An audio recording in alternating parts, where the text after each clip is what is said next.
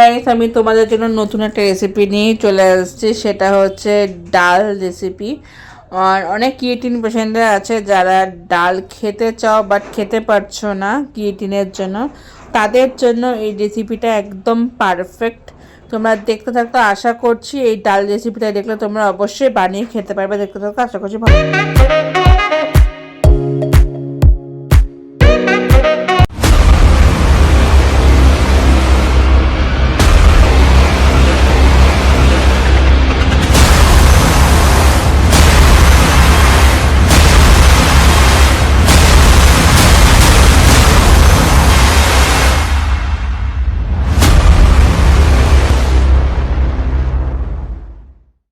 আমি বাবার জন্য আমি ডাইটিনের যে ডালটা হয় সেটা বানাচ্ছি। তো সেই ডালটা বানাতে কি কি প্রয়োজনীয় লাগে সেটাই আমি তোমাদের সাথে সেই রেসিপিটা আজকে শেয়ার করতে চলেছি। যে বাবার তো তেল কম, ঠিক আছে, সব কিছুই কম। তো সেটার জন্য আমি কি কি ইনগ্রেডিয়েন্ট লাগে সে বানাতে সেটাই আমি তোমাদের সাথে আজকে শেয়ার করবো। চলো রেসিপিটা তোমাদের সাথে শেয়ার করা। তো এখানে আমি অল্পটুকুই ডাল নিয়ে নিয়েছি। এখানে আধা কাপের মতনই ডাল নিয়ে নিয়েছি। ডালটা কিন্তু ভালো করে আমি চটকে ধুয়ে নিয়েছি। ধুয়ে কিন্তু ডালটা আমি আধা ঘন্টার মতো ভিজিয়ে রেখেছি। তোমরা আধা ঘন্টা 15 মিনিটের মতো ডালটা ভিজিয়ে রাখতে পারো, সেরকম ভিজিয়ে 20 minutes later রেখে দিয়েছি। এখানে একটু আমি কাঁচা লঙ্কা চিড়ে নিয়েছি দুটো, আর এখানে একটা আদা নিয়েছি, এটা ঘষে নেব আমি। তোমরা ঘষে রাখতে পারো বা আদা বাটা নিতে পারো। আর এখানে আমি তেলের মধ্যে কিন্তু আমি হিংটা প্রথমে ফোড়ন দিয়ে নিয়েছি। তারপরে যেহেতু আমি আধা কাপ ডাল নিয়েছি, তো আমি যেন একটা পেঁয়াজের টুকরো নিয়েছি। নিয়ে ভালো করে কিন্তু পেঁয়াজটা ভাজা ভাজা করে নিতে হবে, যাতে ভালো করে পেঁয়াজটা ভাজা ভাজা হয়। আর আমার কিন্তু গ্যাসের আঁচটা দেখতে পাচ্ছ লো ফ্লেমে, কিন্তু আমি লো টু মিডিয়াম ফ্লেমেই কিন্তু পেঁয়াজটা ভাজতে হবে। আর আমার হিং হচ্ছে এই যে গুড লাইটের কিন্তু হিং, ফ্লেমটা কিন্তু খুব ভালো। আমি অল্প হিং দিয়েছি আগে ফোড়নে, তারপরে কিন্তু আমি সিদ্ধর সময় আবার হিংটা দিয়ে দেবো, তাহলে কিন্তু খুবই ভালো হয় হিংটা। আর এই যে আমি কিন্তু খুব সুন্দর করে ডালটা ভাজা ভাজা করে নিচ্ছি। এই মুহূর্তে দিয়ে দেবো আমি এখানে এই যে কেটে রাখা লঙ্কাগুলো। আমি কিন্তু লঙ্কার বিচিটা ফেলে নিয়েছি, যেহেতু বাবার বিচি খাওয়া নিষেধ, সেই জন্য আমি এখানে লঙ্কার বিচিটা ফেলে নিয়েছি।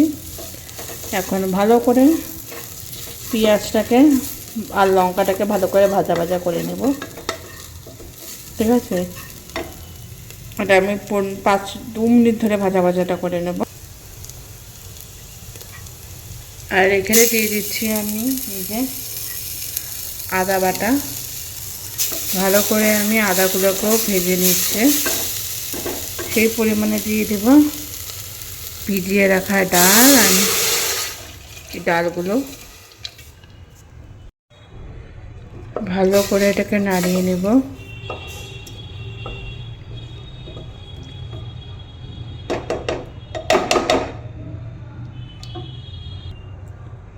সেই পর্যায়ে দিয়ে দেবো আমি অল্পটুকু লবণ, যেহেতু আমি কিডনির পেশেন্ট, লবণটা কম খেতে বলে, বাবার লবণ কম খেতে হয়, সেই জন্য আমি বাবাকে কিন্তু এইটুকু থেকে বেশি লবণ আমি আর দিব না, যেহেতু লবণটা কমই খেতে হয়। আর লবণ আমি দিব না, ঠিক আছে। এই হচ্ছে লবণ। আর কোনো মিষ্টি টিষ্টি কিছুই দেব। আর দিয়ে দেবো একটু হলদি, ব্যাস নাড়িয়ে নেব। রেডি। ঢাকনাটা লাগিয়ে নেব। ঢাকনাটা লাগালেই ব্যাস, আঁচটা বাড়িয়ে রাখবো, হয়ে যাবে আমার একদম ডাল রেডি। তো এটাকে আমার ডালটা হোক, তারপরে লাস্টের রেসিপিটা দেখিয়ে দেবো। A few moments later. Guys, আমাদের ডালটা কেমন লেগেছে, ভালো লাগলে কিন্তু অবশ্যই আমাকে কমেন্টে জানাবেন। ভালো লাগলে লাইক, কমেন্ট, চ্যানেল সাবস্ক্রাইব করতে কিন্তু একদম ভুলবেন না।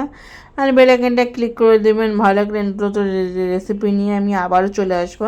আর এটা কিন্তু ক্রিয়েটিন পেশেন্টের জন্য অনেক ভালো, খালি ক্রিয়েটিন পেশেন্টের জন্য বলবো না, সব পেশেন্টের জন্য অনেকই ভালো, যাদেরকে ডক্টর একদমই লবণ কম খেতে বলেছে।